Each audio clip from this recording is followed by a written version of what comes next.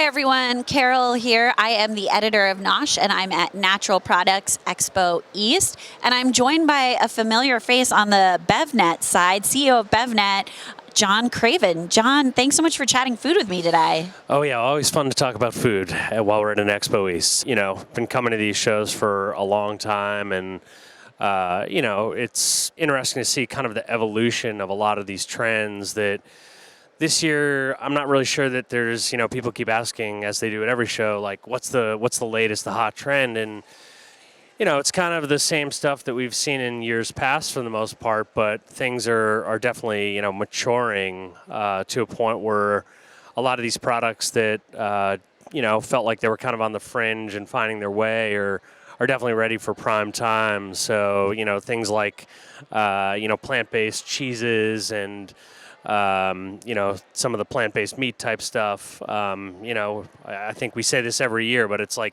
better than the last year. So always great to see that. On the plant-based meat note, I was really taken by two companies, Force of Nature and Zephyr Foods, executives from existing meat-focused companies.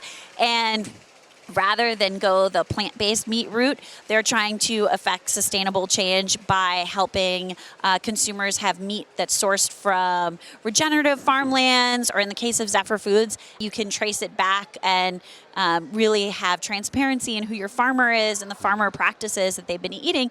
And it's interesting to me because there's so many plant-based burgers at this show.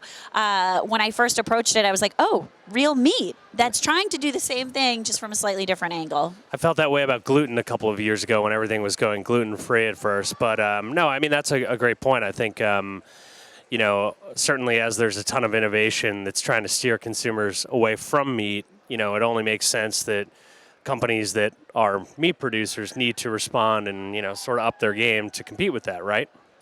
Yeah, and I think even these plant-based meat products are saying, oh, we're aiming for the flexitarian. We're not aiming for the vegan consumer. Well, if you're a flexitarian, you're going to eat plant-based meat, but then you're also going to want meat at some point. So how do you answer those needs? Now, speaking of plant-based, you mentioned plant-based cheeses. I know in fluid dairy, there's been plenty of plant-based alternatives. It's just kind of recently that we're starting to see this crossover into other dairy segments. What did you spot on the show floor? Well, I think, I really like the products from Nut and Ordinary, which is a cashew cheese. There's like no compromise on flavor, and it, really seems like almost, it could fool you for cheese, which is pretty impressive. Really, we're seeing, I think, flavors just be so much more bold and impactful than a lot of the products we've had in the past. I would prefer them to an actual cheese dip. They have more flavor.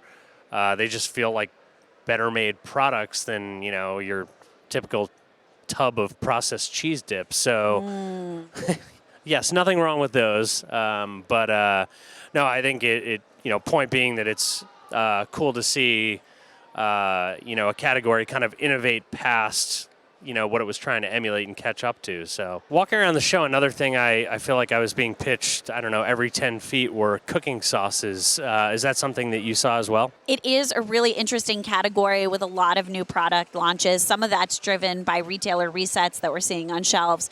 But also as, consumers are maybe pulling back from meal kits, they still want easy ways to get meals on the table. And they've also embraced these international flavors. One company that I thought had a really interesting expansion was Primal Kitchen.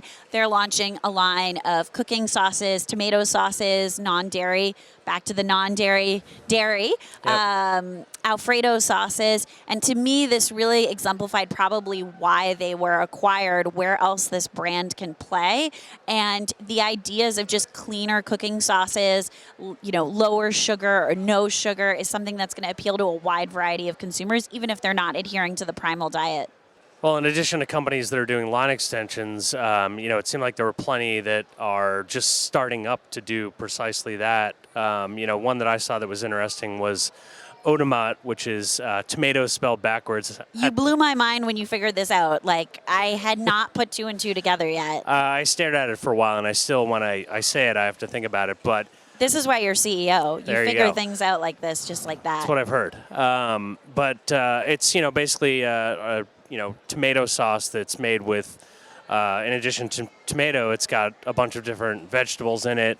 Really tastes good. Founder has an interesting story of this sort of company created by accident for, kind of exactly the reason you were talking about of, making easier meals. And, really cool stuff. Have a whole plan for line extensions and whatnot. So that was just one that stood out. And I guess I'll try to stop thinking about tomato backwards. One of the interesting things about that brand too is that it's one sauce that you're supposed to use in multiple different ways, so you can thin it down as a soup. It even, I think, can be a spread or a topper. It can be a pasta sauce. And I think this multi-function versatility also appeals to consumers because it's one product but fits into their lives in multiple different ways.